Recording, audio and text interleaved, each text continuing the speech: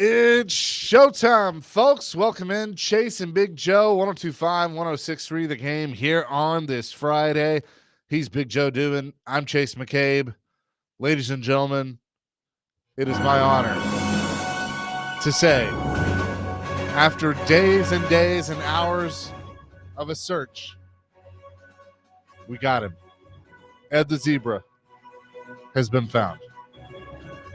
What? Spotted. He's been spotted. Yeah, he's still on the run. I mean, they're showing him right now. But we know he's okay. Yes. Yeah, he's just cruising around again. It's just, it looks AI because this open field, there's this beautiful zebra running around.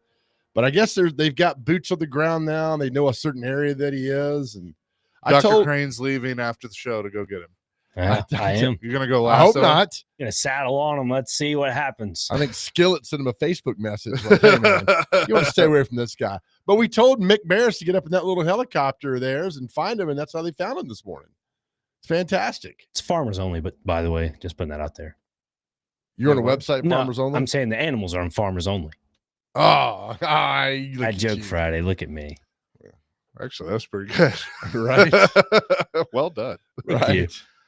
I don't know. Something's captivated us like this for a while. Now, is his name actually Ed, or did you guys name him Ed? We did. Somebody named him Ed because he looks like they said Ed Hockley, the referee, with the big guns and everything. Yeah. So they named him Ed, and evidently now the owners have now renamed him Ed. Okay. Which, by the way, we need to find these owners need to talk. Yeah, they need to come on the show. 615-737-1025. Where do you find a zebra? I just don't know. Our phone and text line driven by Wilson County Honda. There you go, pal. Gotta get that in there. I don't know. I would love to talk to the owners. I think that would be fantastic. Yeah. How did you get the pillars of journalism? Who, what, when, why? You know, how do you have this? What happened? What's going on? Where'd you get? I mean, all the questions you need to be answered. And so, yeah, maybe they will. You know what? My favorite. Who's back there? Oh, it's loud back there, Dr. Crane. That's good. Oh, me? I'm meeting Ian's kids. They're here. Oh, nice. Okay. Very cool. All right, nice. Hi, Ian's kids. Yeah. Do you remember the Bud Light commercial where the Budweiser commercial where the Clydesdales are all playing football? Yeah. And the guy up in the stands is like, that referee's a jackass. Yeah. And the guy goes, no, I believe he's a zebra. Yeah, Still to this day, one of the funniest. That's a good one. It's one of the funniest commercials of all time. Yeah. So, I mean, they've spotted him. Hope they'll get him today and bring him in and do all that good stuff with all that. But it's just good stuff. It's just enamored by all this, man. It's something crazy. And I'm good. It's a lot of people were worried last night. Yeah. Well, I'm glad they found him. I don't know if you watched I admittedly did not watch the whole game, but I turned it on in towards the end of the third quarter, watched the fourth quarter of game one of the NBA finals. And I think Indiana might just be destined because they were down the entire game. I think by like 12 or 13, something like that. Right. End up winning. They take their first lead of the game with 0.3 seconds left in the game. Tyrese Halliburton hits a beautiful shot, nothing but net, puts them ahead, and they end up winning the game. Yeah, I saw the last 20 seconds. You just knew he was going to take the shot and makes it, and boom. But they were down, 94-79, I think was the score. Yeah, something like that. They rallied back. It's the NBA, man. Just turn on the last, give each team 100 points and play the last 2 minutes. Yep. That's how it all usually ends up. But good so for now them. Indiana takes a 1-0 series lead over Oklahoma City. The crowd atmosphere was fantastic last night in OKC. I mean, they're really into this. And I'd totally forgotten they had gone to the finals in 2012. But was that with Harden and Durant? Yeah, that trifecta. Harden, Durant, and Westbrook. Yeah. What we asked Larry Bird the other night, what do you think about Indiana, Oklahoma City not being on the big thing? He's like, it might be one of the greatest things for pro basketball ever, because now the series turns out like it is. And people are like, oh, they play basketball in Indiana. They play basketball in Oklahoma City. Oh, this Halliburton kid. Oh, that's pretty. And the other guy for Oklahoma City, I don't know, is SGA. Yeah. Shai Gilgeous-Alexander. Yeah, I mean, like the these MVP. new stars that need to be, get the spotlight on them. And Bird was like, yeah, this is going to be really good. I was like, yeah, what do you know about I think basketball? from a basketball standpoint, this is going to be the best series. Because, I mean, like, there was some really good basketball played last night. I mean, just entertaining basketball. We should get Eddie Fogler on. I think he's reserved for the midday show. Oh man, there's a lot of inside jokes right there. That so was we'll leave such it an at inside joke. that. A consultant would tell you not to do that, We'll leave it at that but right he's in Philadelphia, so we don't have to worry about him. there. Oh, good. Yeah. I don't have a good pulse of what you guys are doing. And I was like, Neither do we. neither do we, man. I'm sorry. If you got any suggestions, let us know. We won't listen to them. Sit back there in a little office down the hallway. God, 12, 13 years ago. Yep. Like, man, what are you It was talking about? good times. Little Great did I know times. that was the beginning of 5 years of misery. Here we are. I love it. Man. Our great national nightmare is over. Aaron Rodgers will sign with the Pittsburgh Steelers. He's finally made a decision just in time for mandatory minicamp next week. Good. He's going to be there. Art Smith's got to be happy. I guess. Yeah. You know, I was watching practice yesterday. He's like, it was UCLA throwing the ball around. Man, he's still got an arm. I mean, he was throwing bullets. It's a across 1-year the deal. field. So probably a one and done thing. And then he'll ride off into the sunset. Who's their quarterback? Mason Rudolph. Who's the other one? Do you have somebody else? That's it? I don't know. I mean, I know Rudolph, but TJ Watt might have been playing quarterback for all I know. Right. I thought they had somebody else. I know they traded Justin Fields is gone. They have on the roster currently Will Howard from Ohio State. They've already put Rodgers on it, and then Mason Rudolph and Skylar Thompson. Skylar ST. Yeah, I don't know who that guy is. Well, good for him. I mean, the Steelers going to like that. He's a good quarterback. That immediately gives him a little juice. So good for the Steelers right there. But he got some good receivers up there. But again, I mean, his stats last year were good with the Jets. Weren't great, but it wasn't bad. I mean, he's going to bring a lot of experience. And Tomlin could kind of rein him in. I think this is a win-win for Pittsburgh. I mean, he's got Metcalf. That's like his go-to receiver now. Yeah. But that's, I mean, Robert Woods, he signed there. So he got him. It's bounce around. Yeah. My goodness. Yeah. So good for him. Pat Fryermuth. So, yeah, they'll be okay. And they've always had good offensive line. Yep. So, he's got defense. To go. Yeah. I mean, that's a good, now that you got in that division, you got Rodgers, Burrow, Lamar Jackson, and Cleveland's got nothing. Maybe Shador. It'll be interesting to see how he and Tomlin work together. I think it'd be fine. I think Tomlin will rein him in. It'll be a good relationship. But I mean, Art Smith is there too. So yeah, they get. I mean, Art's very creative, so there'll be some good times watching that ball fling down the field and what trick plays it can run and all that other good stuff. Good for Aaron Rodgers. Does he make them one of the top echelon teams in the AFC? Yes, he does. He's damn good, man. Sure, he's good. I mean, and so now if he comes in with wanting his legacy to be good and go out, he doesn't remember what happened at the Jets, then yeah, I think it's good. He's good. They'd be fine for the Pittsburgh Steelers. I mean, fine for Aaron Rodgers. These guys, all they care about is their legacy now. Yeah. So if he can get his legacy going, get Pittsburgh to the playoffs, win a few games, you never know, man. 615-737-1025.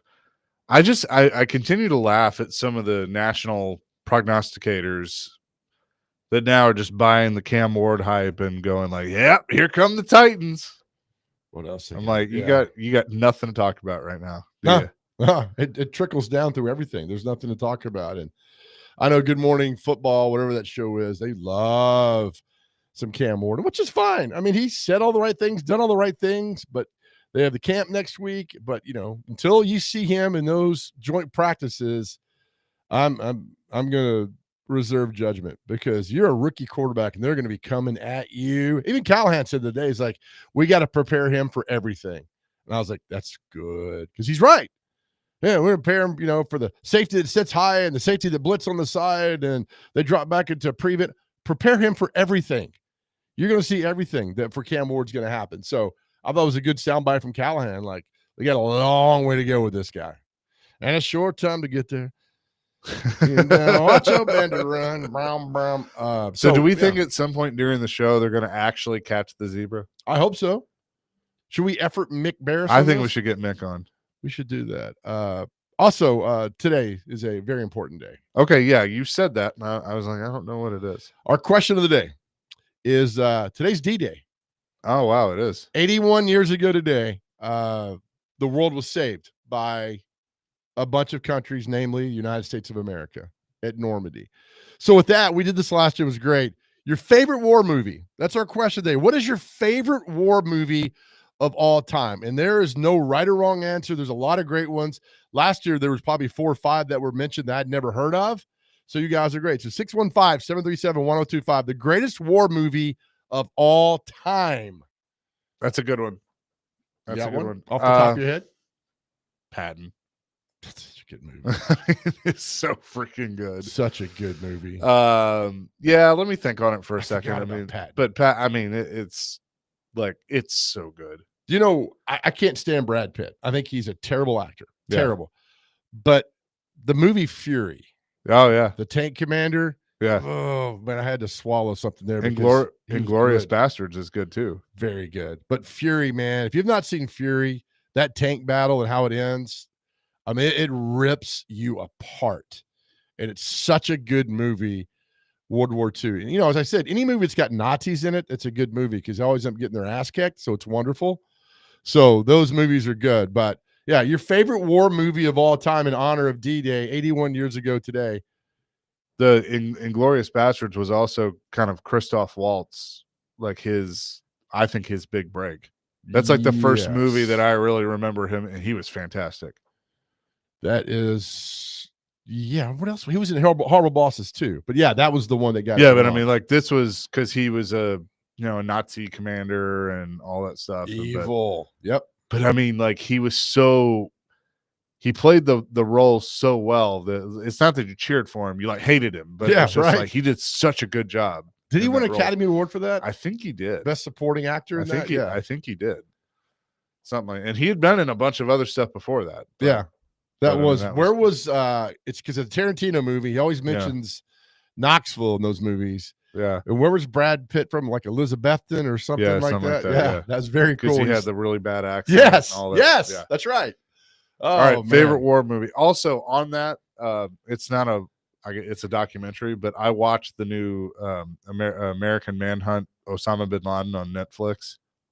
Highly recommend it. How many parts is it? 3. 3.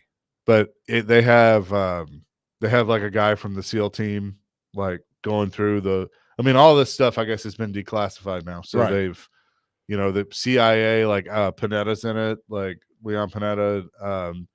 They have all these people from the CIA and both Bush and Obama administrations, and just talking like from 9/11 all the way to when they finally caught him. They have the soldier who popped bin Laden in there?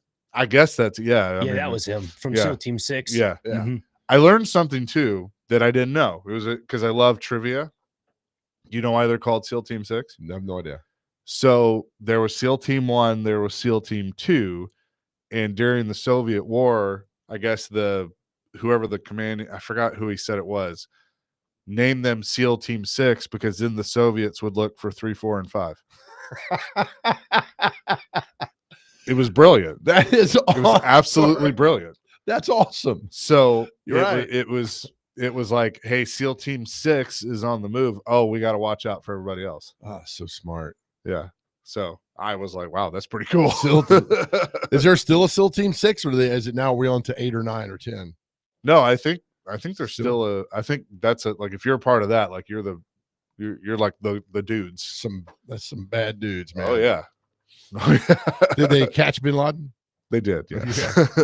There's a famous clip of somebody going, "We got it."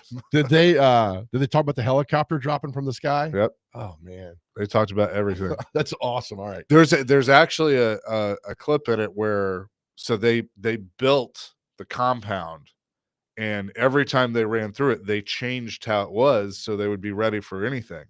And so they go through all these weeks. You've watched it too, right? So they go through all these weeks of training and like preparing for every scenario. And somebody goes, what if the helicopter malfunctions and like just falls out of the sky? And they all like look at each other and they're like, why would you say that? Like, but then they're like, well, crap, now we gotta so prepare are you on the helicopter with them as they're flying through Pakistan? No, they have some cutscenes that way. Yeah, sorta. But I mean, man. But like Goosebumps. the whole lead up of Obama basically being like, I want a plan. I don't know if I'm ready to execute it, but I want a plan. Because remember, they weren't sure if he was there. They thought he was there, but they weren't sure if he was there. All they saw was a shadow of a guy walking that kind of walked like him. So they couldn't exactly prove if it was him or not. And there was a line that one of the top CIA guys that was advising him was like, look, our intelligence on Saddam having weapons of mass destruction was better than this. That's how unsure we are about, if this is him or not. They knew one of his top guys was there, but they weren't sure. So, all right. Yeah, it's what I highly recommend it. Watch it now. 615-737-1025 in honor of D-Day, your favorite war movie. We will discuss that and much more. Chris Sanders will join us at 10 o'clock as well. Chasing Big Joe, 1025, 1063, the game.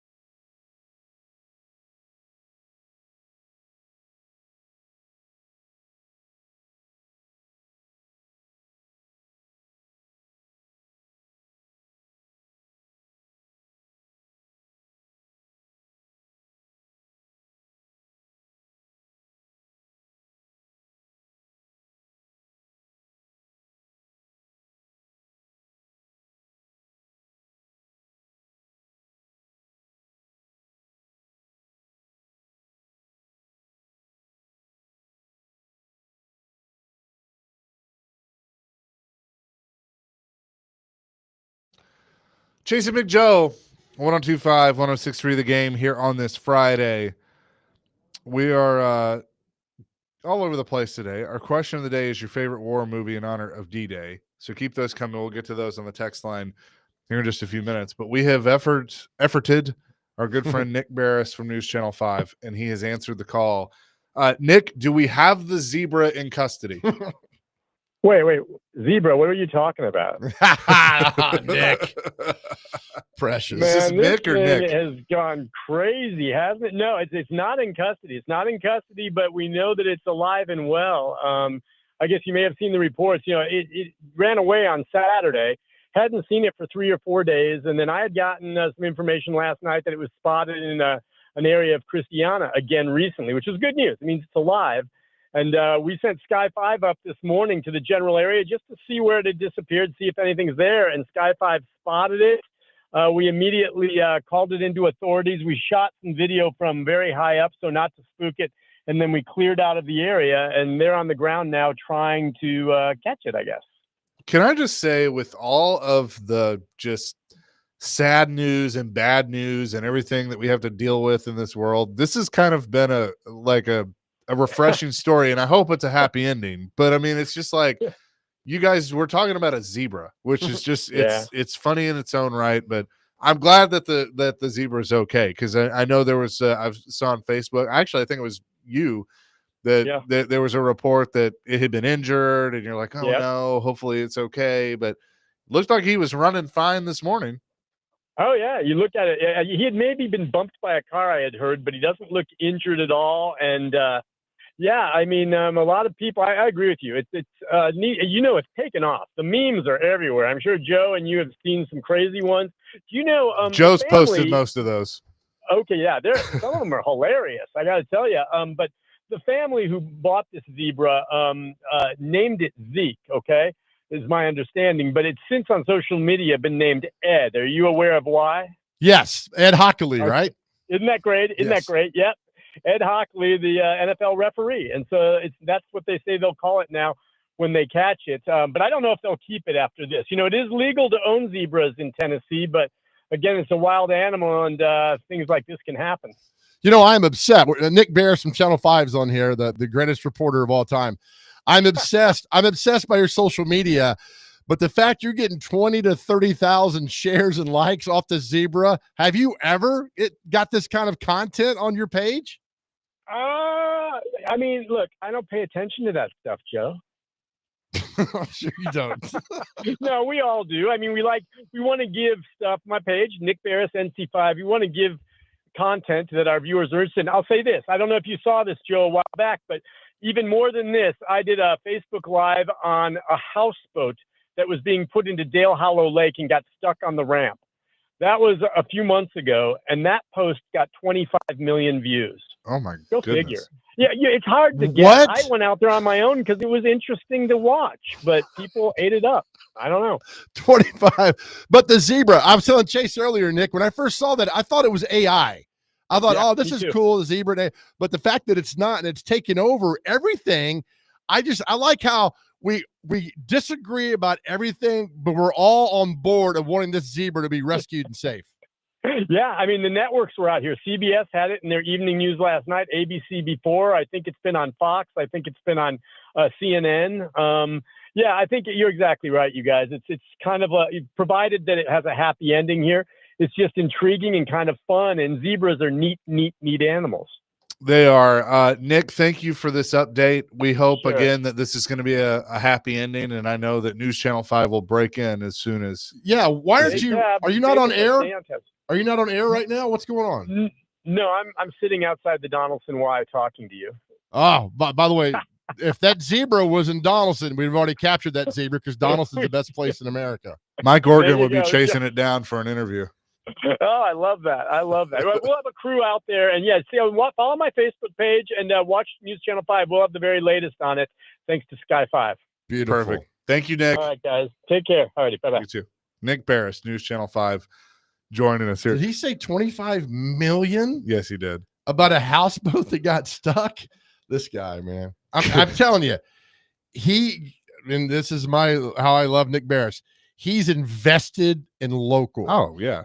And that's why he gets all the hits on his pages and people. He's invested in local where so many other people aren't, or they're just lazy. How long has he been at Channel 5 now? 1996. Yeah, something like that. So almost 30 years. Yeah. Yep. Yeah. He's the last of a dying breed, man. Yeah. I mean, he's been, and look, Channel 5 historically, like when you go work there, you usually don't leave. I mean, No. it's, until you retire. Yeah. I mean, so he's been there. But see, look at this show. I mean, we get your update on the zebra, latest sports news. 8785 says, will this top April the giraffe from 2016? I don't remember that. Yeah, what was the story on that? There was it was something with the zoo. She pregnant? Maybe. Did he? I don't know. April was a reticulated giraffe at the Animal Adventure Park. She gained worldwide fame after live videos of her in the late stages of pregnancy and the subsequent birth. That's what it was. Oh, The birth was watched by nearly 1.2 million viewers on YouTube. Yep, that's what it was. I don't know, but this has captivated a lot of us around here. Yeah, and it's just nice that it's just we're all concerned about a zebra, right? Right. We all want the zebra to return safely and fine and everything.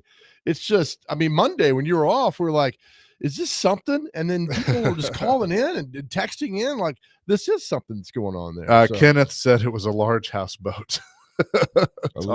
Oh, okay. It got stuck, man. All right, we will get to the answers to the question of the day because a lot of you have weighed in on the text line, so I definitely want to do that. We'll do that coming up next. Chase and Big Joe, 102.5, 106.3 The Game.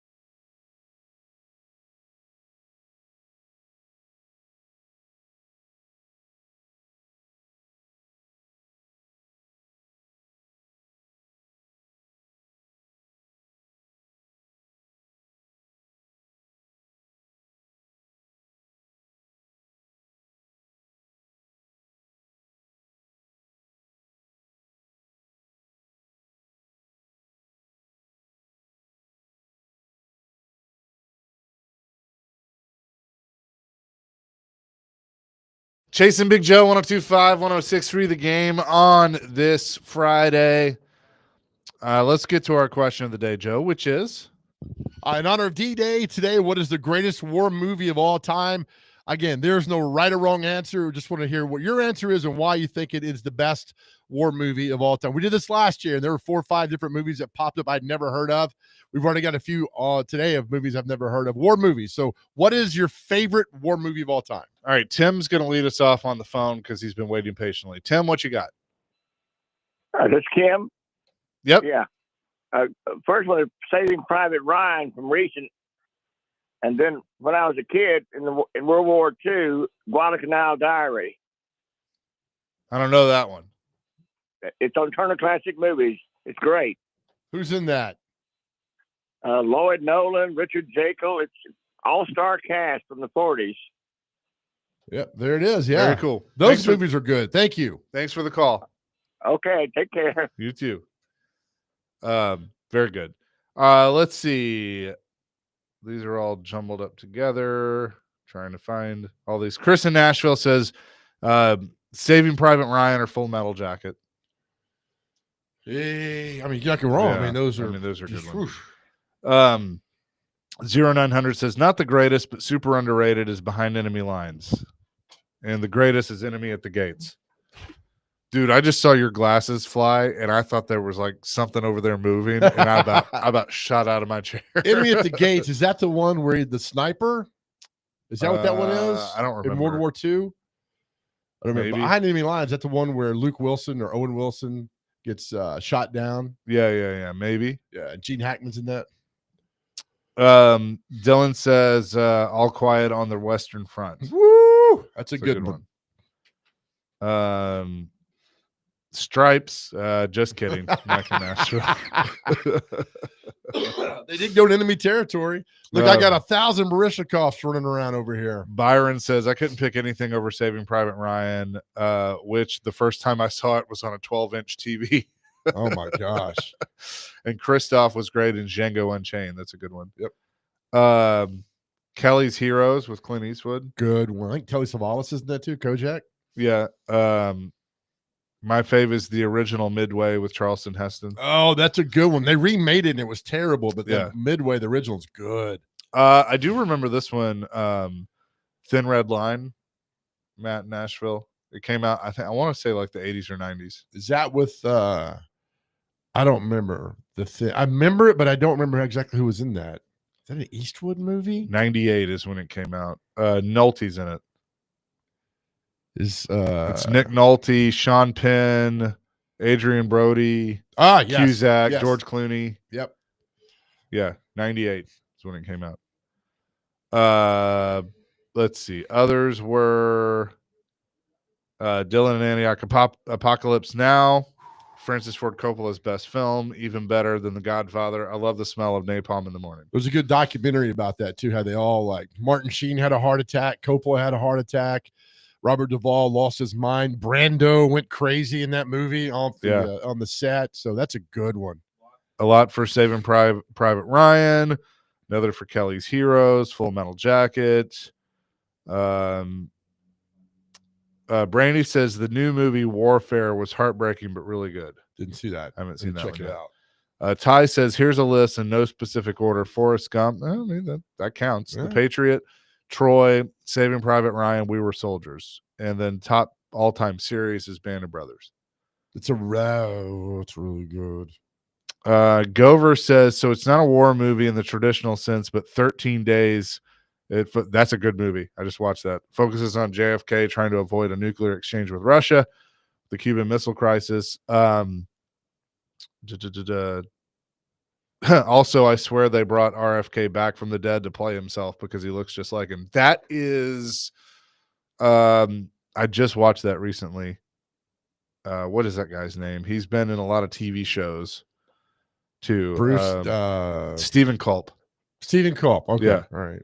Yeah, so Costner is the lead in it, and then Bruce Greenwood plays JFK. Mm-hmm. They all have bad accents, but that's okay. True story. Oh, yeah. Yeah. Here's a good one, The Green Beret. It's John Wayne. Yep, Mm-hmm. that's right. Yep. 2898 says Sergeant York with Gary Cooper. Good one. Tennessee boy, baby. Yep. That's a really good one. Al says so many obvious ones, but I'll go a little older with Bridge on the River, Kwai. Saw it when I was 10 or so. Obi-Wan's in that movie. Alec Guinness. Oh, yeah. That's a good movie.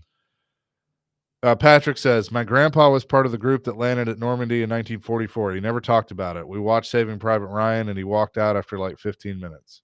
Ooh. Can only imagine. Because that first, oh my gosh, I have no comment for that. I mean, yeah, I can only imagine. Imagine being there and then seeing it on the big screen because it was vivid. I mean, it was vivid and gory. It's what happened, right? I mean, so that was something else. Lenny says War of the Roses. I don't know that one. Lenny, you're banned. It's a Michael Douglas, Kathleen Turner movie about getting divorced. The Roses get divorced. That's what that's about.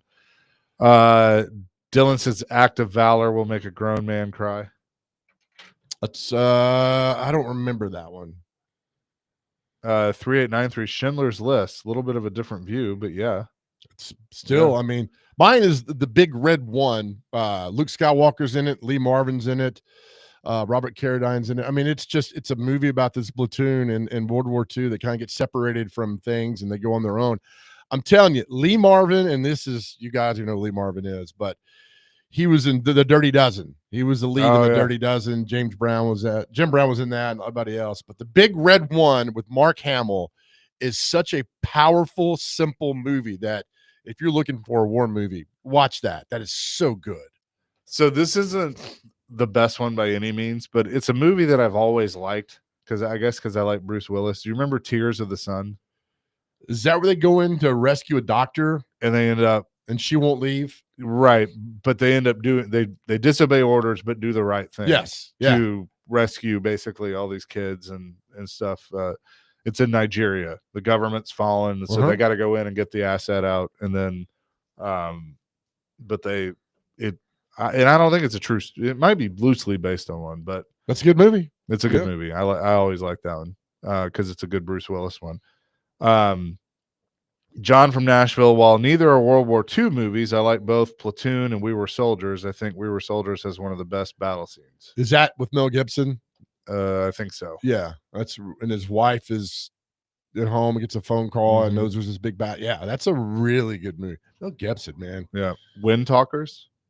Is that the one Nicolas Cage about Navajo code breakers? So in World War II, the American military hired Navajos for codes, and the Nazis could not break that. They didn't understand that.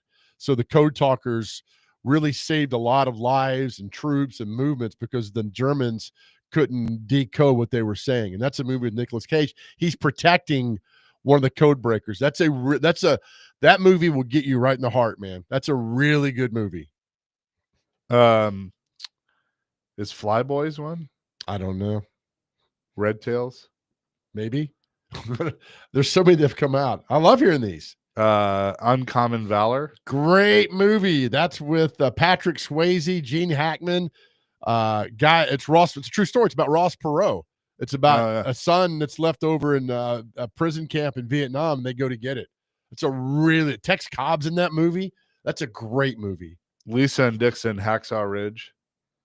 Is that with Clint Eastwood? I think so. Maybe. It's a good one. Red Dawn. Yeah. Wolverines, baby.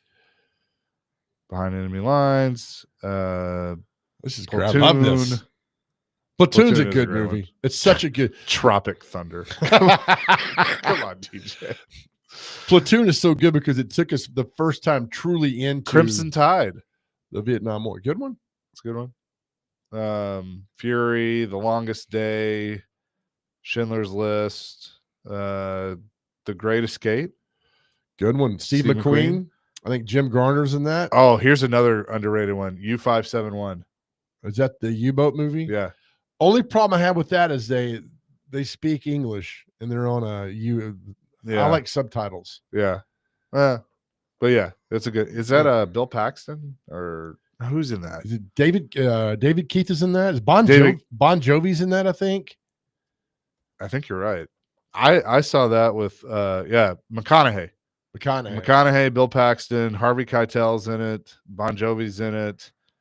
It's like, hey, we got to get out of here. We got Nazis coming to get us. We got to go. He said, guys, we're halfway there. Whoa, we're living on a prayer. He's like, McConaughey's, I'm sick. I got to take some bad medicine. Jovi's like, I got that for you. You say that one more time. And then McConaughey's dying. He's like, I'll be there for you. I'll be there. He said, you give love a bad name. Oh, man. All right, keep these coming throughout the show. We'll get back to it. Maybe we'll talk some sports. I don't know. Who cares? We're minimal today. Chase and Big Joe on this Friday, presented by the Omni Nashville Hotel, 102.5, 106.3 The Game.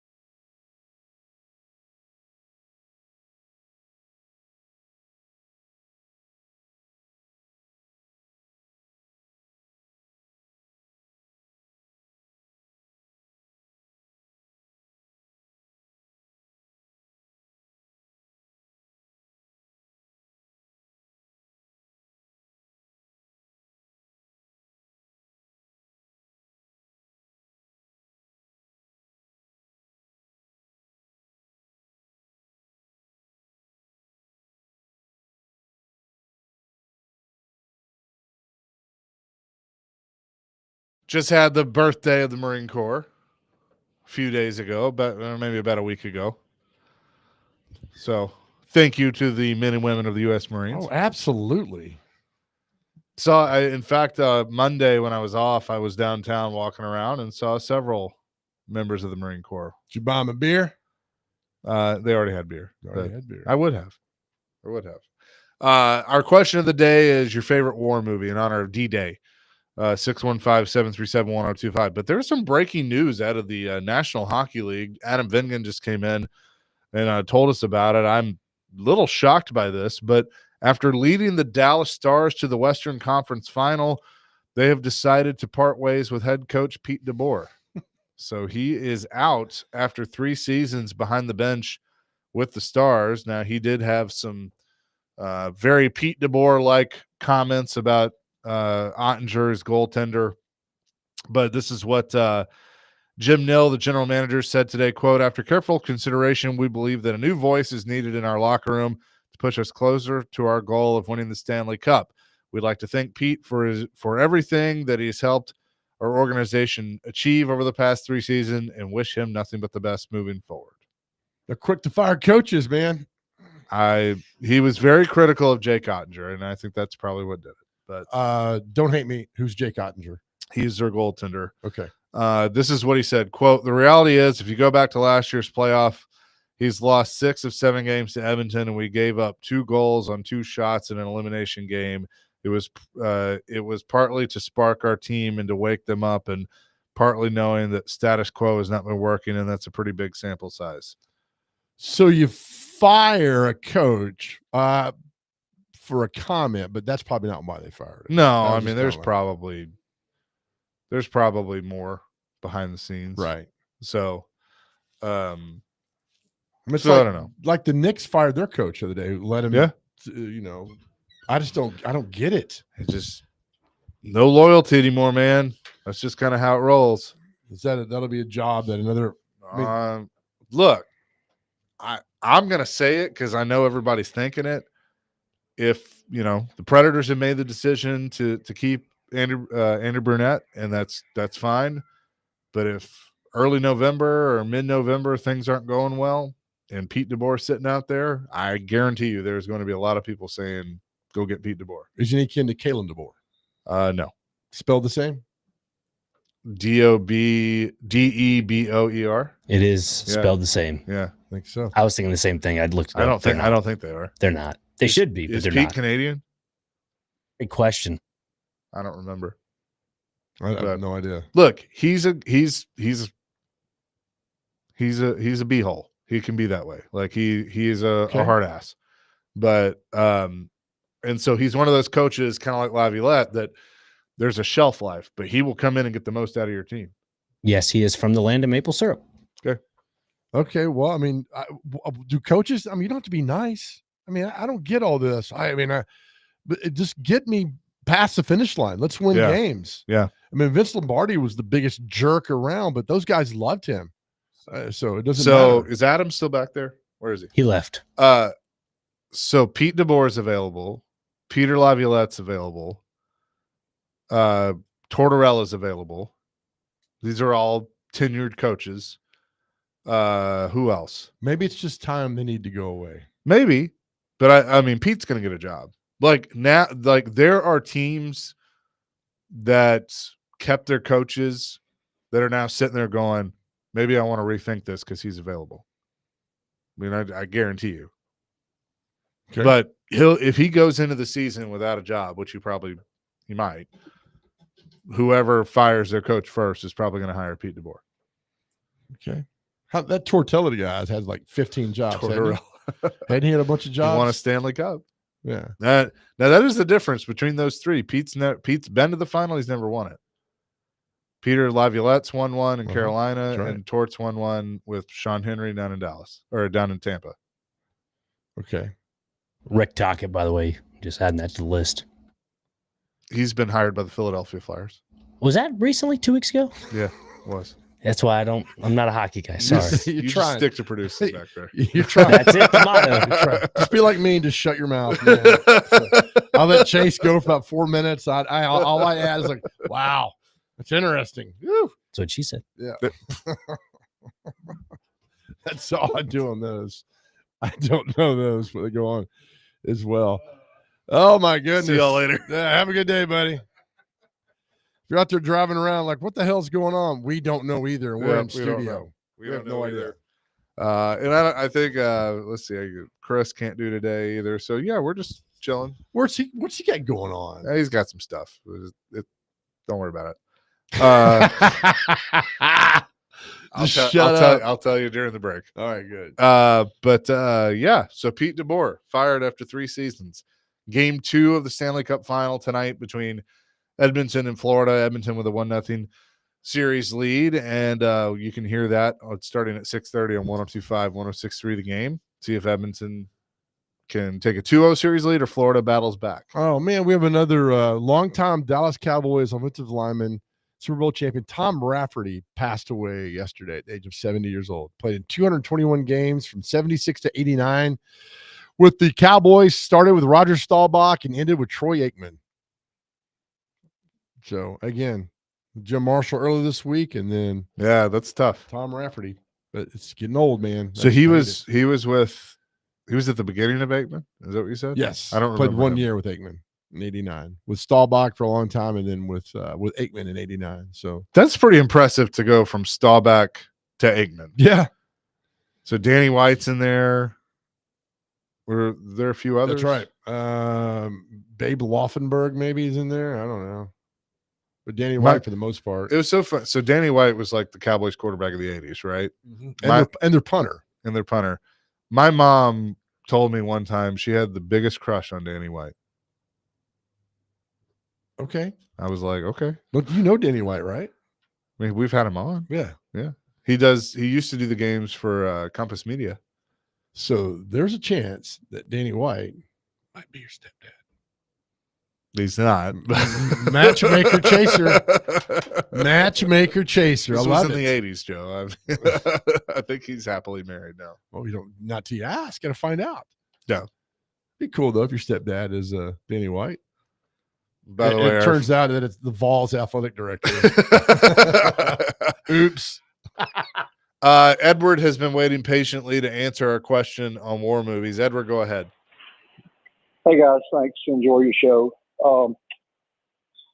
Mentioning the Stanley Cup, I didn't hear you talk much about the NBA, but that game last night was spectacular. The NBA ratings have got to be getting some good stuff because it's going well. To war movies, it's been mentioned several times, but I wanted to make just a couple comments about it.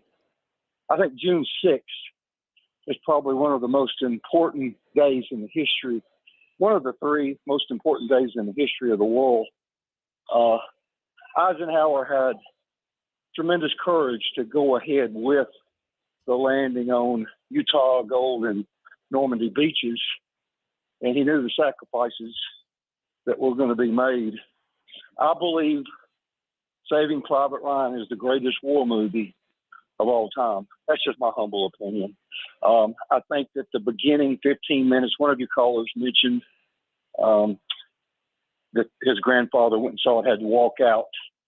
Spielberg and Hanks had a lot of World War II veterans. The movie came out in 98, but there were a lot of veterans that went and saw it, and they all said that was as realistic as it can get. So that's my choice is Saving Private Ryan. Thanks for letting me have a few minutes, guys. I appreciate it. Sure, Ed. Thanks for the call, bud. Thanks, Ed. Appreciate you doing that. A good call. We will have more of that coming up next and throughout the show. Well, there's something I'm reading right now that happened on a Lexington TV show, news show last night, which has got people up in arms about Tennessee fans. And you'll love this when I read it to you. And it just shows how people don't like Tennessee Vols fans. It's funny. But we'll read it for. We'll do that next. Chase and Big Joe, 102.5, 106.3 The Game.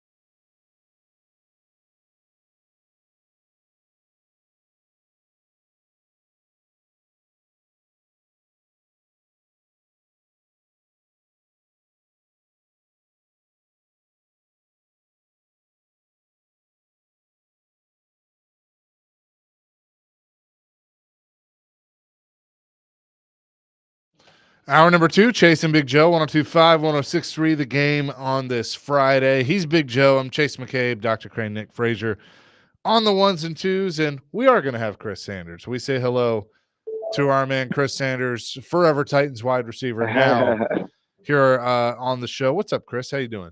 Man, I'm doing pretty good. How you doing? Y'all doing good over there? We're good. I want to bring up a name of the past because I was listening to DVD yesterday, and basically the topic was, former Titans that had all this hype, like preseason hype, that just didn't matter to anything. And I asked Derek, I popped in while they were talking about it, and I said, Derek, what went wrong with Joey Kent? Because he was a second round pick out of Tennessee. Yeah. And that would have been, he and Derek were drafted in the same year. So 97, Derek's a 4th round pick. But I mean, that would have put I don't understand. So you were there too. What happened with Joey Kent? I don't think it was a talent issue. I just think that we had so many dudes. I mean, we had Kevin Dyson, we had Yancey Thickman, we had Isaac Bird, we had myself. So it was just, I just think he got caught up in the shuffle. It wasn't the talent-wise. I mean, the dude could play. He made some plays throughout that Super Bowl run, but I just think that at that time we had so many dudes. I mean, you look at the Tennessee Titans right now. Their wide receiver room is very crowded. It's very crowded, and some guys are going to play, and some guys are not. And sometimes it doesn't really have to do with talent. Sometimes it has to do with which guy's playing the best.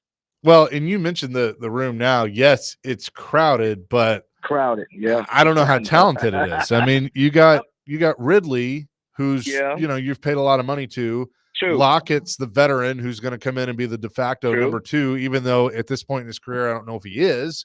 And then you got 2 4th round picks that I think we're putting a lot of stock in. You got an undrafted guy we're putting a lot of stock in. And look, it could all work out, but I don't know. I think it's going to be one of the most interesting position groups to watch. I mean, it really is, because last week I went out there and I went to go watch practice, and I was sitting there watching the wide receivers. And when they went 12 personnel, 1 back, 2 tight ends, and 2 wide receivers, the 2 wide receivers that out there when they started it, I know it don't make a hill of beans right now. It was Calvin Ridley and it was Van Jefferson. So what does that tell you? I know Burks is not going to really be a mix. I know they drafted those other guys, but they got 2 veteran guys at the starting position with Van Jefferson. And actually, Van Jefferson looked pretty good. He's bigger. I mean, he's a technician when he runs routes. So even though, they don't have the big names other than Calvin Ridley, I was watching the receiver position, and it's going to be really interesting because there's a lot of competition. Talking to Chris Sanders, you ready? Hey, yes, go. There we go. No, that should be the jam. Right now? Hey. I got the. Oh my God. I mean, if this doesn't get you going, then you're probably dead. Snap. Man, hey, right? I should do the run. You remember that dance called the Running Man? Yeah. I should do that. I should do that to this song all the time. Oh, there you go, Chris, man. I can see you. Awesome. I can see you in like a Here's hot pink No. track suit with a high top fade. Yep, the high top fade now. And they had the MC Hammer pants and the MC Hammer shoes. Come on, man. Please, Parachute pants. please tell me you got a track suit somewhere, don't you? I do, but man, it's back then I weighed like 105 pounds. Just imagine me in a tracksuit. Come on, man, it looked gross. I want to ask you this. Sure. Who was your receiver coach in college? It was Mike Stock. How much? I know you don't know. Well, I'm just curious because how much did you learn in your first year with the Oilers coming from Ohio State? I learned a lot, because when I was at Ohio State, Mike Stock was a phenomenal coach. But there's sometimes where they just focus on your speed and you can jump and you can run and do all those things, but not really understanding the craft of running out, the craft of getting off the line of scrimmage, the craft of lying with your eyes and basing every route off the 9 route. So when I got into the NFL, Les Steckel took my game to a whole different level. He said, yes, I understand you're fast. Yes, I understand you can jump. But now let's master getting off the line of scrimmage. Okay, what do I need to do to the line of scrimmage? Get the guy off the spot. When I say get the guy off the spot, I open up his hips. Then he said, get back on your line or get back on your track. And then what I do at the top of the route, lie with my eyes, burst off the cut, coming back to the ball, doing all those little things that I really didn't know in college. So once I understood how to run routes, my skill level went out the roof because I understood that I wasn't just a fast guy. I had to become a technician and running routes. I think Chase and I counted 13 or 14 receivers in that room now. You're only going to take 5 or 6. How do you break out that you get noticed? Because you're not getting all the reps. Yeah, but see, here's what you got to be smart. Like when a lot of veterans are like, when you go one-on-one, okay, when a lot of those veterans, they'll take one rep and they'll stop. So what I did is I kept taking rep after rep after rep after rep. And then what I did too is I would go with the veteran defensive back like Chris Dishman, Jackson is with the Tennessee Titans, some other guys that I played with. So every time they would do a one-on-one, I was getting respect because if I can beat those guys and I kept showing up on film, that's how I got noticed. It's such a crowded room in there. It's Very hard to crowded. break through that when you run, like who the 4 or 5 are, then you got to get, 8 guys for 1 or 2 spots. It's just so difficult. It is, but you got to do something that's out of the norm. And I'm going to tell you why. I think I shared this story before. When I think it was the second year, we had a guy named Chris Sanders. He's from Texas A&M. He was another Chris Sanders. And he was on the verge of not making a team. I mean, it was just so many receivers. But he went to the special teams coach, said, can I come in and play, kickoff and kickoff? So he runs down there, and there's a big wedge there, and he jumps over the wedge and makes the tackle, and the whole sideline goes bananas. He makes the team by off one play. So those, you got to do something that you get noticed. Yeah, he's the Nick, the producer, called that Chris Sanders this morning to come on the show and got the numbers crossed up. So sorry about that. All that went on. What's going on? Oh, all right. So gosh. do we need to pump the brakes on this Cam Ward love right now because it is camp? There's nothing really going on. No, I went to go watch him last night. Let me tell you something. There's 2 things that I love about this kid. Number one, he looks comfortable. I mean, when you have a lot of rookie quarterbacks come in, they're unsure, they're afraid to make a mistake, but just watching how comfortable he looks in the pocket, how comfortable he looks when he's running around, and how he is coachable. And then the second thing is, I know his shorts, and I know he's not getting hit, but his decision-making was insane. It's like I'm sitting there watching, like, I know it's early, and I know everybody's like, okay, he ain't getting hit. But I watched how he made the decision before the play even started. And when I say make the decision for the play, is the coverage determined where he was going. And right when he did a 3-step, the ball was gone. And I was like, okay, he's got it. Chris Sanders is with us on the Chase and I Big got Joe another one show. for him. Go ahead. Keep going on there. Chris, how you doing today, buddy? Good? Hey, but what happened? What happened? No, we're good. Hey, so let me ask you this. It's for so long when you'd say a quarterback that throws sidearm, he throws sidearm, he's not any good. Cam Ward's got a hell of a sidearm toss, yes, brother.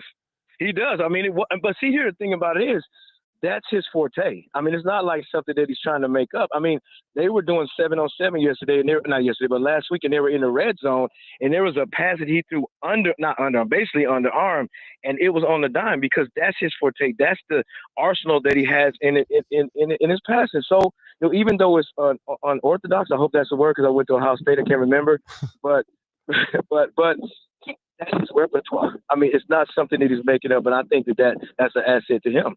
Love it, man, and love you. Oh, man, Chris I love y'all too. Hey, can I say something about you, Chase? You put a post on your Facebook, I think it was last week, that really touched my heart. You said, what, it doesn't matter what you're going through, don't ever give up, man. So Chase and Big Joe, I want to say, man, you guys are inspiration to so many people, not just on the air, but just how you care about people. And I take my hat off to you guys. I love you guys so much. Well, we love you too. We appreciate it. Chris, enjoy your weekend, and we will talk to you next week. All right, you take care, fellas. Bye-bye. Chris Sanders, Forever Titans wide receiver, joining us here on the show. Yeah, you just always feel better. How many shows around have a guest on who scored a touchdown in the NFL and then jumped over a Buick in the end zone? Not many. Not many. Not many. Man, good stuff. We'll continue. Coming up next is Chase and Big Joe, presented by the Omni Nashville Hotel. The PFL World Championship semifinals are Thursday, June 12th at Municipal Auditorium, and you can be there. Just text in the keyword match, MATCH, to 615-737-1025 to be entered to win a pair of VIP ringside tickets. Visit pflmma.com/schedule for more details.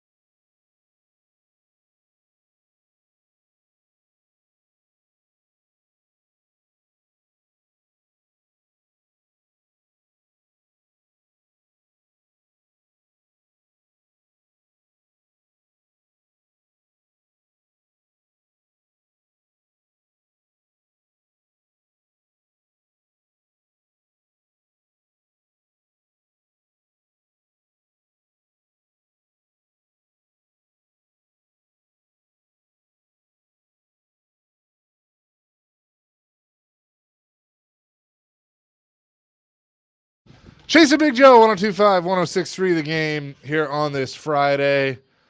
Joe, you got something to talk about. So I guess cicadas are coming back this summer again in some Didn't places. we just deal with that? I don't know. So a Lexington TV station had a poll.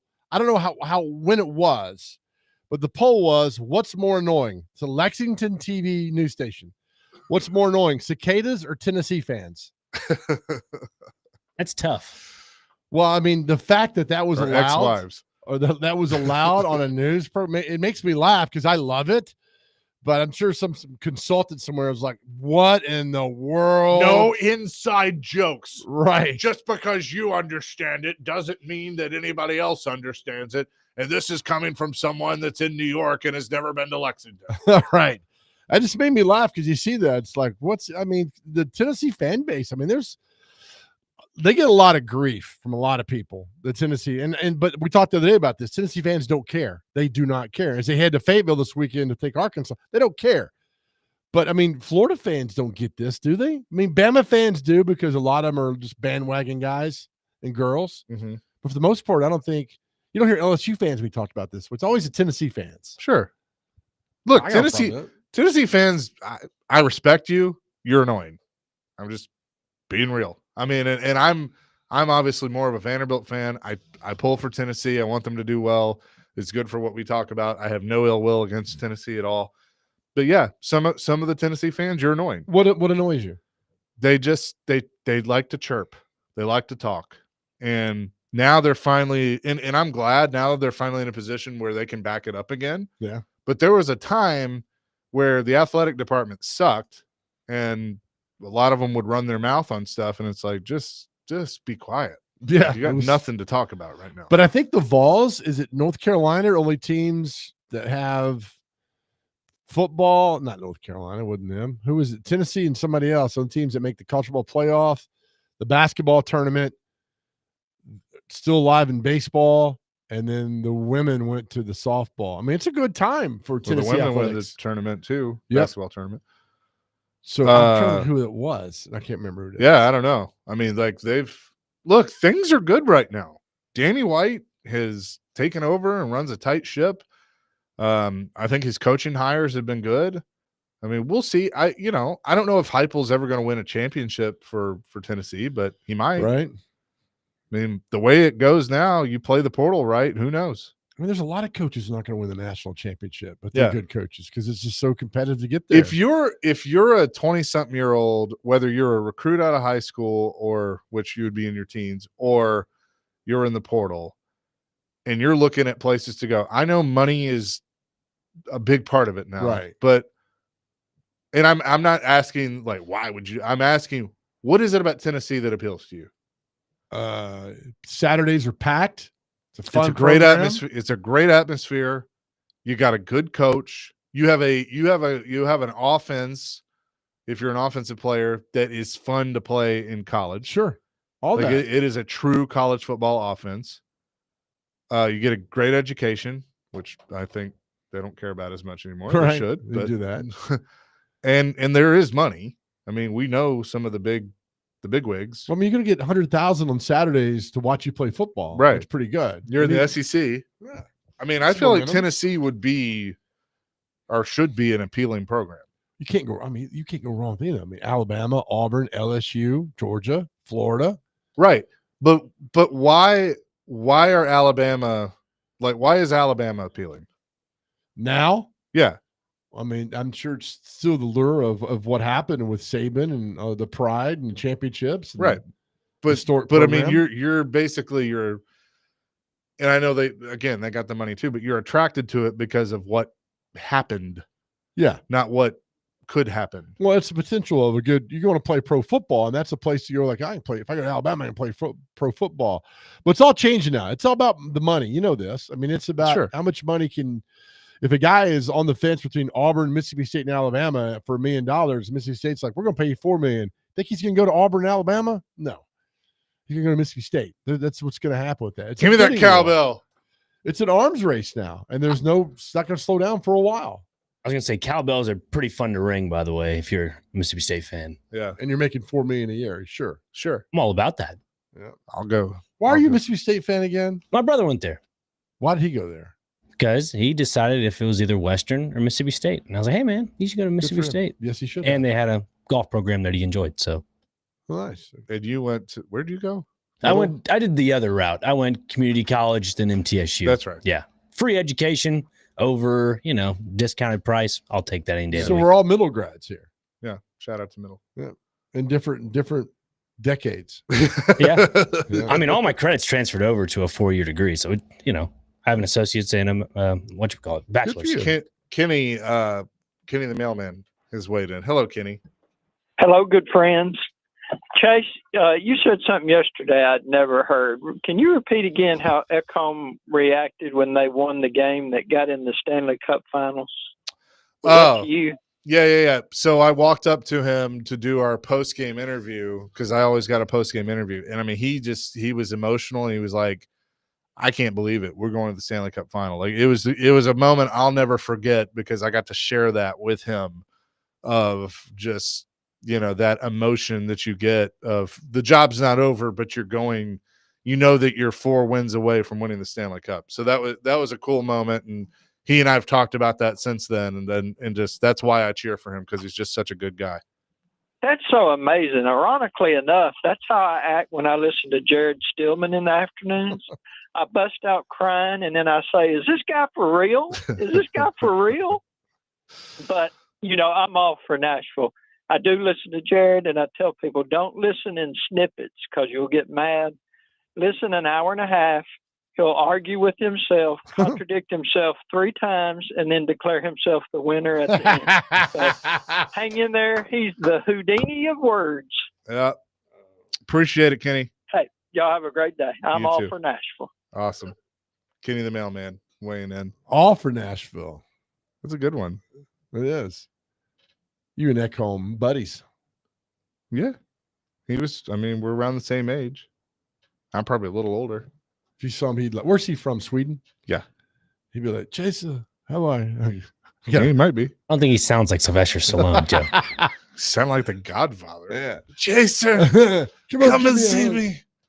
I want to make you an offer you can't refuse. I know you're not when they traded him. You understood why they traded him, but yeah, I did. I mean, look, I learned. I'll never forget sitting in my dad's car. We were going somewhere in 2004, whenever it was, and the news broke that the Titans had cut D-Mace and Samari Roll, Joe Nedney, and Kevin Carter. And I was like, what are we doing? Like, it was just, that was the first time that I had really experienced that of the cap casualties and rebuilds and all that stuff. And I told Floyd this story, but I remember saying, like, Floyd Reese is the dumbest person ever. Like, what's he doing? Like, I can't believe this. Like, he's ruining our team. But obviously, that was a part of it. So since then, I've just, it's like, I get it. I get the business part. I know how it works. it's not fun, but that's exactly what happens. All good runs come to an end. All of them. They don't stick around forever. I mean, Cowboys, 92, 93, 95, done. I mean, that's what free agency did. And look, free agency is a good thing. I mean, I think it was needed in all sports, but you get that for a while. Well, that's why watching the Reggie White documentary in 93, when he left the Eagles, went to why are you going to Green Bay? I mean, that shook the apple cart to the core, man, because Reggie White ended up in Green Bay, won a Super Bowl a few years later, because the free agency would open up in 93. It's a lot of guys. But you know what? I don't know if they win that Super Bowl if they don't have him. And I know he was towards the end of his career. Wasn't the same game record that he was, but like just having him in the locker room, you got a young Favre, a young receiving core. I mean, there weren't a ton of superstars on that team. No. So Sterling Sharp was not on that 96 Super Bowl team for the Packers, which he had already gotten hurt, right? Already gotten hurt. Yep. So Desmond Howard, I think, was MVP because he ran the kickoff back for the touchdown. But Reggie, came back for the Panthers for a little bit and it was not good. Didn't he retire for a year and then came back? Yeah. So not good. I mean, he was still a good player, but it just wasn't Reggie White player. And just sort of run off that documentary I watched on him not long ago was so good. That's like we don't talk about Jordan's time with the Wizards or the Bullets, whatever it was. The Wizards, back. Just so terrible. Yeah, he came back. Was like the coach, GM. But here's actually the first year, he wasn't bad. He was, let's see, his last year in Chicago, which was 97, 98, he averaged 28.7 points a game. The first year with the Wizards was 22.9, which was still better than a lot of players in the league. Right. And then the next year was 20. He averaged 20 points a game. What was the record of that team, though? I mean, I don't remember I don't remember. but I remember he drafted Kwame Brown, number 1 out of Atlanta, the guy who was not very good. Yeah. No, I mean, they were bad teams. But then, he got the Bobcats for like $400 million and sold them for like $1 billion. I mean, so he made it's not stupid. Now he owns a race team. There's a race team. Yeah, did you see him last NASCAR. weekend? I did not. I don't think he was here. He should have been here. No, I didn't see him. Well, you should have Sorry. looked harder. Where's racing this week? Michigan. Michigan. Mm-hmm. Is that a fun track? 2 mile oval. Yeah. Is it concrete or asphalt? Asphalt. All right. Yep. Fast. Truck race tonight. They're going to have Mason Rackley riding tonight, or Mason Sutton, Dawson Sutton. First I think Rackley. the trucks are tomorrow. So what's today? Nothing. When's Xfinity go? They're off this week. Oh, okay. So you got trucks tomorrow, Cup on Sunday. Oh, why are they off? And then they go to Mexico. Oh, okay. So that should be interesting. That'd be the logistics of that. To be honest with you, I think this might be a one and done thing. In Mexico? Yeah. Because the drivers are like, we don't really want to go. But yeah, we'll see.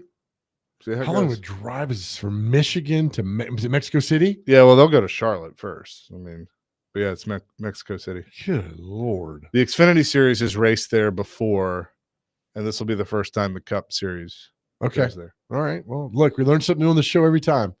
That's what I'm here for. That's what we're here for.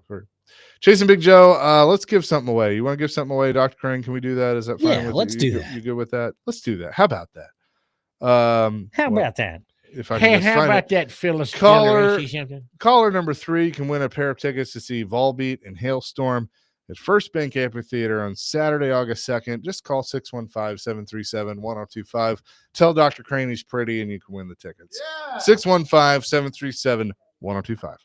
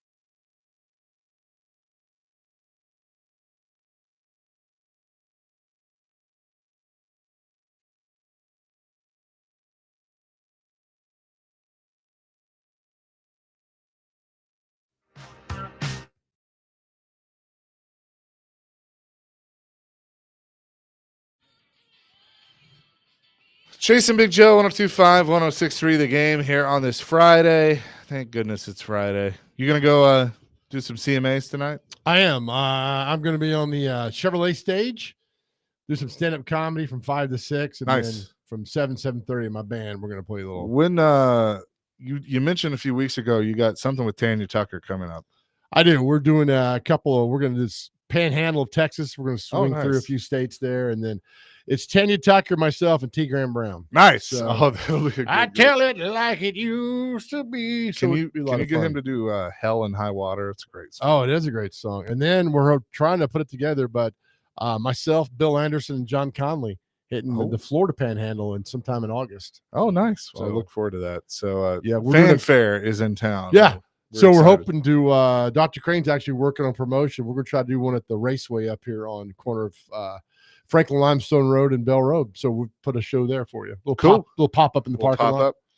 Nice. Look forward to that. We need to get Tim Duggar out there. It's funny. People come to town now and like, wow, it's great, but they don't remember the fan at the fairgrounds when there was no air conditioning and it was 1,000 degrees. I remember When it was actually called Fanfare. right. Yeah. And Garth signed autographs one time for 23 hours straight.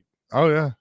Just kept He just signing kept going. 23 hours straight. And that's when the new country with Travis Tritt and Clint Black and Alan Jackson and Garth and Vince and all that just exploded. And that was a lot of fun over there, man. It is cool that now, like, you got stuff at Nissan, there's stuff at Ascend, there's stuff on the riverfront. Yeah. I think Bridgestone's the only one that's not really, there's nothing in it. It's Yeah. all outside. But Right. and then all these meet and greets, and like you'll have people show up at their bars that have their name on it. And It's a good, they've done great. It's a good time. I remember when we got to have VIP access. It's like 1992 with Little Texas. oh yeah. And we were at the fairgrounds. Kick a little. We knew them from the Wrangler, and we got to hang out with them. And it was like, man, this is really, really cool. And like 3 years later, they were gone. So the success. They had is that fleeting. one. They had that one album. Had God Bless Texas, and then Kick a Little, yeah. which the Titans still use They should, yeah. for field goal. Gotta kick a little. Funny. When I was thinking about when you talk about field goal and Titans, when Baronis missed the field goal and they thought he made it, and they played My Sharona. Oh yeah. Fisher was absolutely pissed because there was a penalty on that, and everything went on just to chaos, and they shot the fireworks off. Some good times back then. 5644. Did you just say Tim Duggar? Great friend of ours and a regular at the batter's box. We went and saw him in Vegas 2 years ago. Yeah, I met Tim through racing connections, and he's Joe's neighbor. He's my neighbor. Oh, Tim Duggar. He's playing today in Michigan. He's in Michigan. Yeah, he played last week at a super speedway outside in the fan zone. He's rocking a cool mustache. Oh, is he? Oh yeah. I haven't seen him in a while. Yeah. I know he had roofers come in like last week at 6 a.m. I'm like, what are you doing, man? What are you doing? Can't do that. Tim's a good man. That is for sure. Our question of the day in honor of D-Day, your favorite war movie. And I mean, we've had all of them. Sergeant York, Midway, Saving Private Ryan. I mean, so many out there. Platoon. All the Black Hawk Down's been mentioned. I mean, there's several. I mean, Black Hawk Down. That's a real when they're running. Do you count Zero Dark 30 as one? Kinda. I mean, there's military in that one. It's a great movie. It's That's long. about Bin Laden, right? That's it. It is. It's a long one. You know what's okay. So I'm curious of something, and this is a bit of a rabbit hole, but like, there's all these movies about World War II and Vietnam and stuff like that. Mhm. And I was born well past those things, and so it's like, okay, yeah, I'll watch these movies, and like they're great movies. But I'm sure, like the caller said, or a texter said earlier about like somebody that actually served, on D-Day, like having a hard time watching it. That's kind of me in 9/11 movies. That is still just too fresh. Because like I remember that, I wasn't in New York, but like I remember that day. Yeah. Like I remember being in school and vivid things and going to Ground Zero 7 months later. And, so it's like now, I mean, like I've seen, I've never seen World Trade Center with Nicolas Cage. I've never watched that movie. I started watching United in 93 and I Same. stopped. Yeah. Same with Like that. it's just so I'm wondering if there are, and like I get why it's done. You know, it's to help continue to tell the story. Yeah. You know, the story doesn't need to be forgotten, all those things. But now documentaries, I'm all about documentaries. All day. Like the one where, and they used it in the Bin Laden thing, the clip of the guy that was following the fire department around with his camera. And like, he's the only one that has the shot of the first plane, Yeah, that's right. you know, and yeah. it's like, wait, what? They're doing some pavement on the road or a Yep. sewer or something Yep. to do that. And he's like with the fire department when they go in, when it goes down. Yeah, that's a striking image when that happens. Like I went to high school. Remember the movie The Hurt Locker? Yeah. Went to high school with the guy that was in that unit.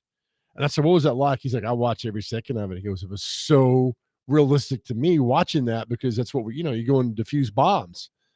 I was like, man, I said, was it tough? He's like, yeah, there's several friends were killed for doing that. And just like, I'm like, you're a greater man than I'll ever be in my life. God bless you for existing. But that's the thing. I mean, these movies are all, I remember watching with my grandpa or my brother. I mean, a classified war movie doesn't have to be about World War II. There's other movies that stroke those emotions inside of you. Like I told you, mine is The Big Red One with Mark Hamill, such a good movie. Yeah. And there's other movies along the way. Somebody asked, like, is a Dirty Dozen a war movie? Yeah, it's a war movie. Yeah. I mean, people are asking about Forrest Gump. I mean, it's not about war, but I mean, it is. He's in Vietnam. Like a key part of the movie is his relationship with Bubba and Lieutenant Dan, which is Vietnam. Dan. That's right. And it hits on, the historic ramifications of that conflict. Magic legs. Man, I love that. It's the best. It's my favorite. You got new legs. It's so good. It's just so every time. I mean, and by the way, we should do a segment there. The greatest villain in cinema and TV is Ginny. I know you do not like She's Ginny. the worst. The worst. She's the absolute worst, man. And he gave everything he could for her. She was terrible. Yep. For sure. For sure. Let me sing some. What do you mean to do? No, you're good. Any trigger words you can get me with today? Holy cow, it's Gene Simmons. So- We're at the urinal together. That's right. 2008 or 9, whenever that was. Yep. I'm look over. I'm like, my God, that's Gene Simmons. Don't look down, Joe. Just look up. Gene Simmons. Yeah.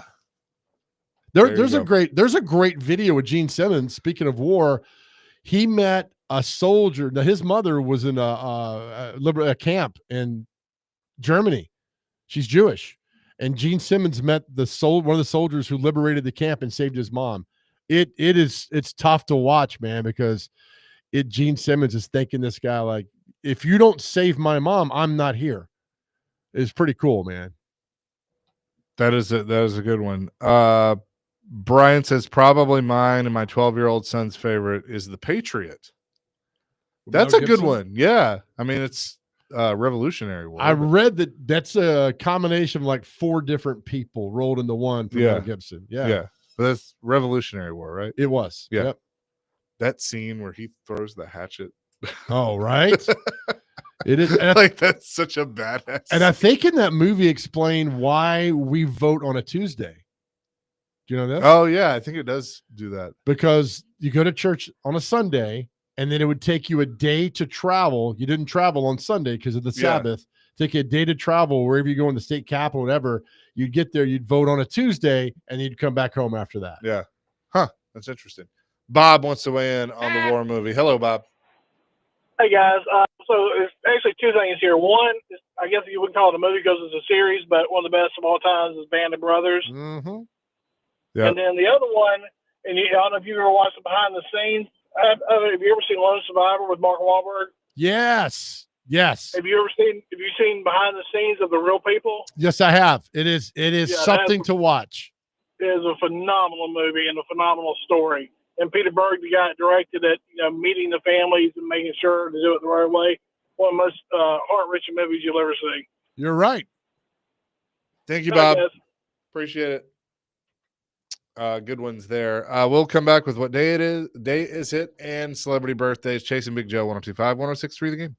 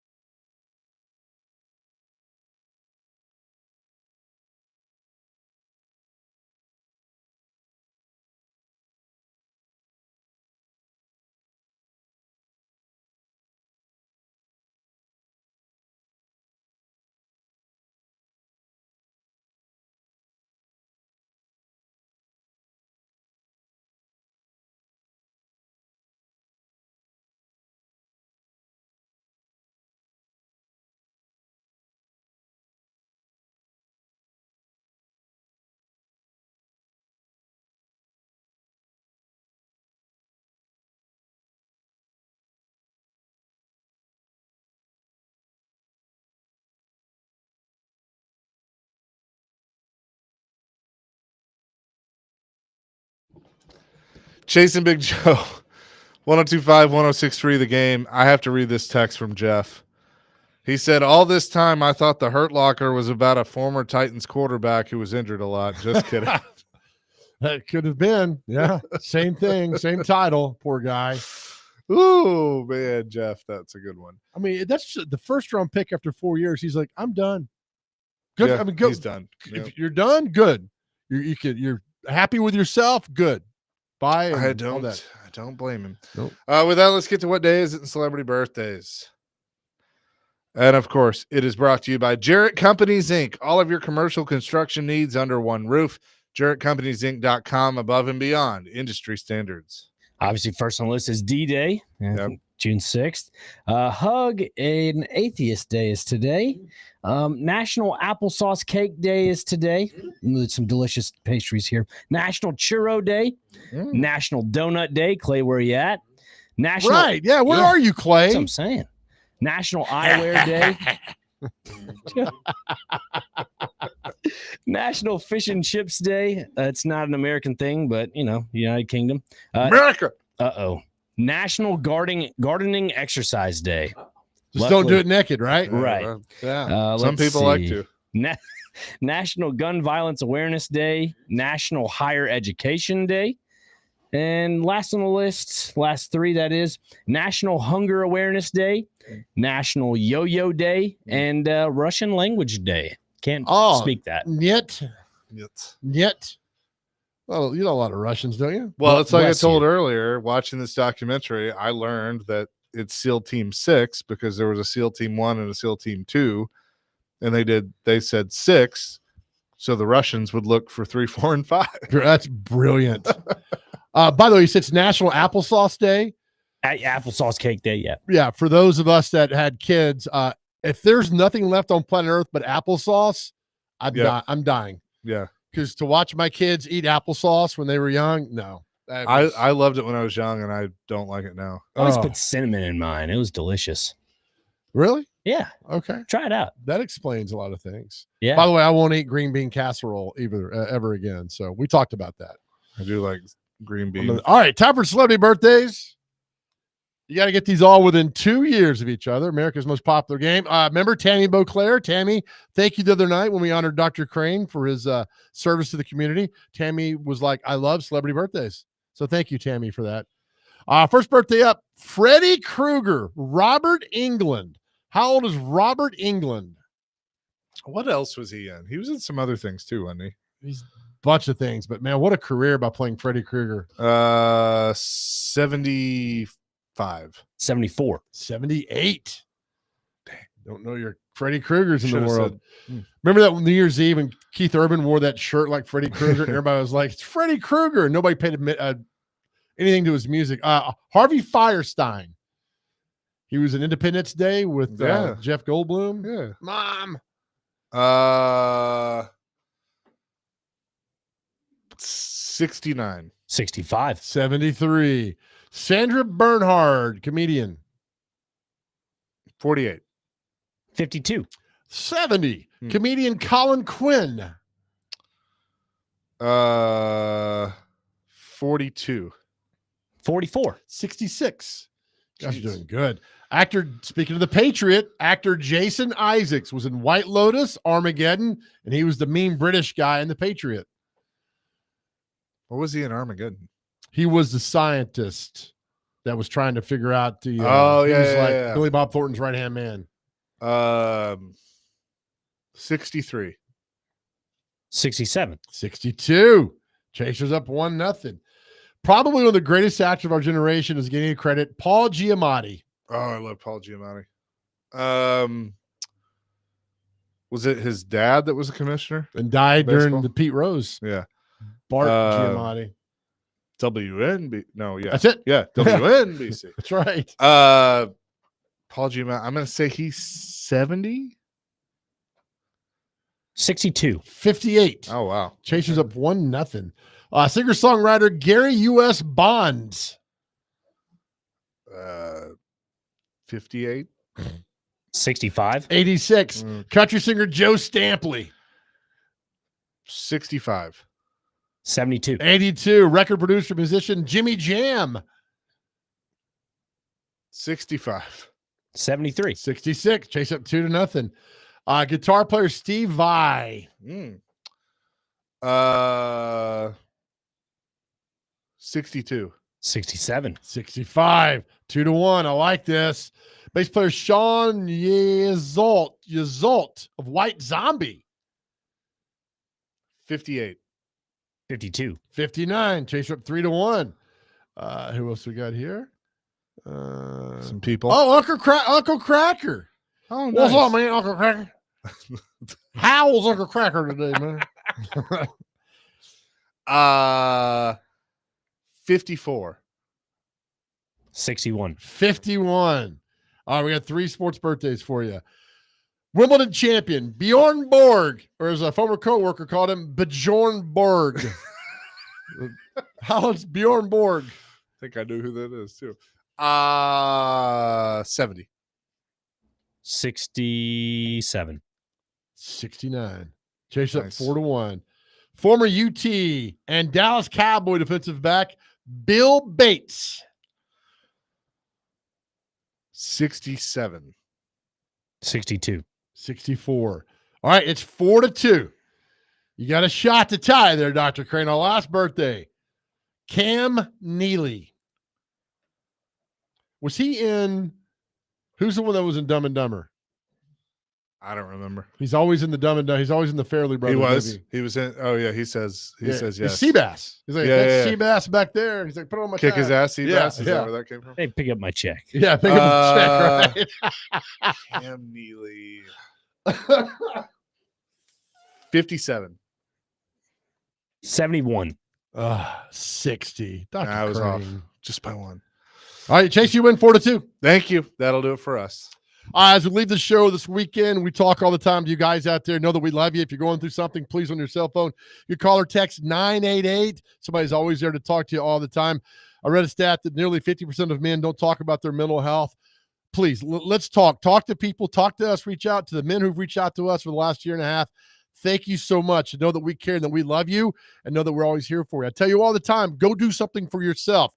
It's not selfish. It's deserving. It's deserving that you take care of yourself and do that this weekend. Know that we love you, and our world is a better place because you are here. Please know that, and please know that we love you. And more importantly, more than anything else in this world, God loves you. Amen to that. Peace, love, rock and roll, DVD. Coming up next, have a great weekend. 102.5, 106.3 The Game.